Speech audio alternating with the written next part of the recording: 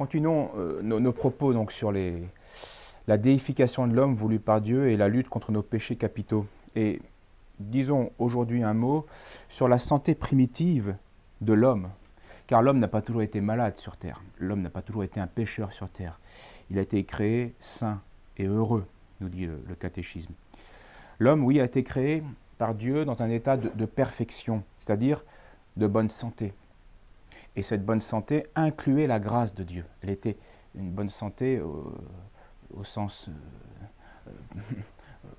transcendant même, une santé même supérieure à ce que l'homme pouvait espérer.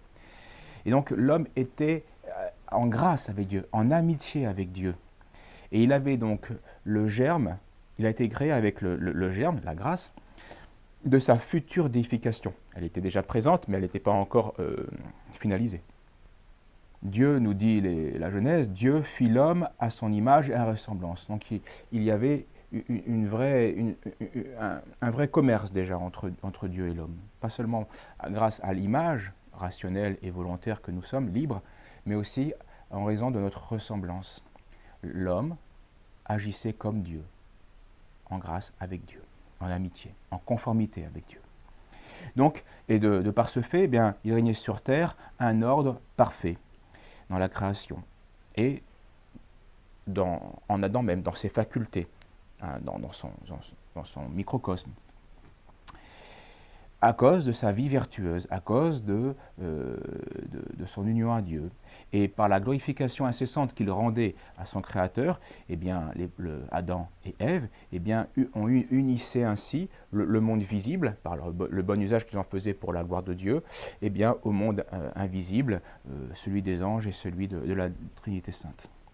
Alors cet état de grâce, eh bien, évidemment, provoquait une grande joie spirituelle, une grande plénitude qui suffisait à l'homme.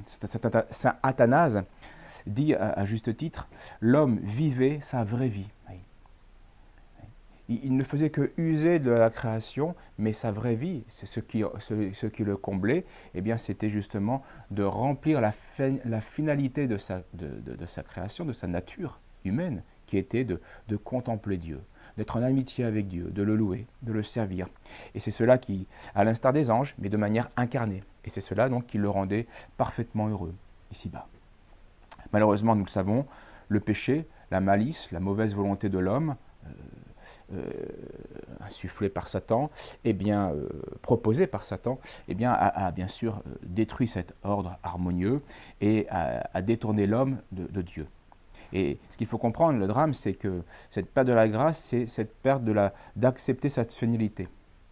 L'homme a perdu le sens de sa finalité, qui est de contempler Dieu, de l'imiter et de l'aimer. Et immédiatement, lorsqu'on a perdu le sens de sa finalité, eh bien, c'est la perte de la santé. C'est la désharmonie, c'est le désordre qui va créer la maladie, perte de santé, et donc perte de la paix, inquiétude. Alors pour réparer ce désordre introduit par l'homme, eh bien Dieu, par grande miséricorde, va s'incarner. Il va revenir lui-même prendre les choses en main en s'incarnant, en prenant une nature humaine sur terre. Donc, c'est ce que nous avons dit en introduction la dernière fois. Dieu s'est fait homme pour que l'homme puisse, s'il le veut, devenir Dieu. C'est-à-dire redevenir ce qu'il était, uni à Dieu. Et c'est l'œuvre du Christ. Le Christ qui est vrai Dieu, qui est vrai homme, eh bien va restaurer, par cette union extraordinaire, unique, va restaurer la nature humaine, et il va restaurer aussi ceux qui s'attachent à lui.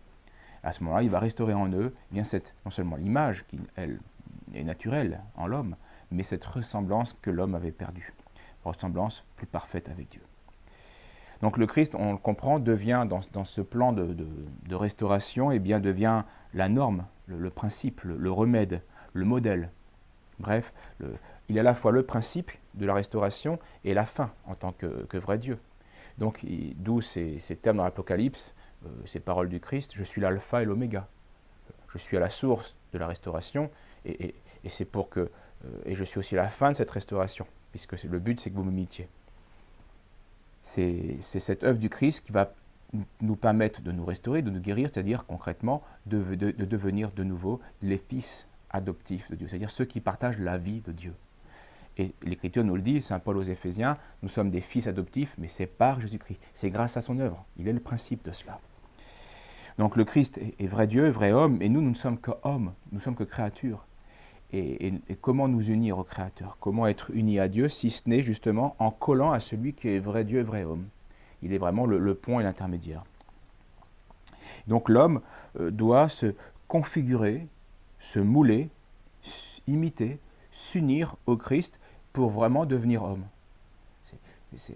Le moyen de guérir, il est là. On ne pourra pas guérir si on ne veut pas l'union à Dieu. On ne peut pas guérir parfaitement de toutes ces maladies spirituelles si on ne veut pas être uni à Dieu. Il n'y a pas de neutralité possible, on ne peut pas faire l'indifférence quant au rôle du Christ. Il n'y a pas de nature humaine indépendante, neutre, ça n'existe pas. C'est du non-être, c'est des illusions, c'est l'invention des hommes pour éviter justement de se soumettre à cette restauration donnée par le divin médecin, parce que leur orgueil refuse cela et ils veulent guérir par leurs propres moyens et obtenir un bonheur qu'ils estiment à telle limite. Ils prétendent ne pas avoir besoin de plus de bonheur. Mais ça, c'est des paroles. Ils n'auront pas du tout de bonheur, même pas ici-bas.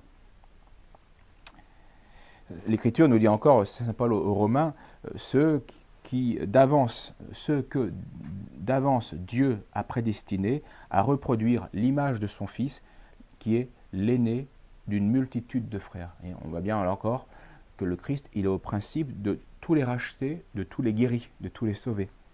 Il est l'aîné d'une multitude de frères, donc de tous les hommes qui vont accepter de passer par lui pour retrouver la santé, l'union à Dieu, la glorification de Dieu.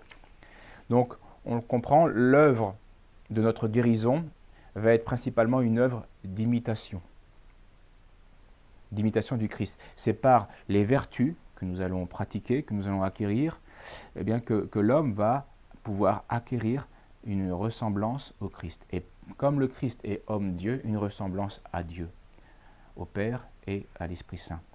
Car la grâce du Christ, c'est l'union de la grâce du Christ et de notre agir fidèle qui va nous rendre à la vie, qui va nous guérir et qui va nous rendre à la vraie vie dont saint Athanase parlait, la contemplation de Dieu, c'est-à-dire la connaissance de la Trinité et l'imitation de la Trinité. Alors, ça paraît peut-être un peu abstrait, et nous verrons justement dans la suite des conférences, qu'est-ce que c'est que cet agir divin? Comment ressembler concrètement à Dieu qui est pur esprit, à la Trinité qui est pur esprit?